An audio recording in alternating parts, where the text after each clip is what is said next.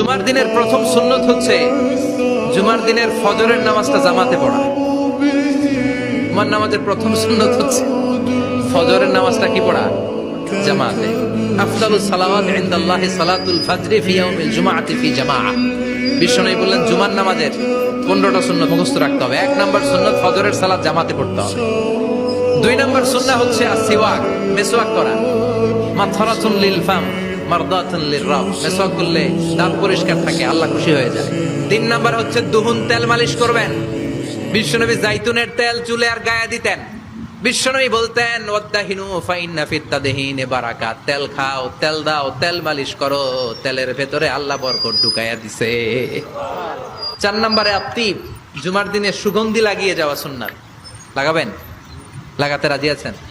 বিরাতু আইনি ফিস সালাহ, নামাজের মধ্যে যখন আমি দাঁড়িয়ে যাই আমার চক্ষুটারে ঠান্ডা করে দেয়।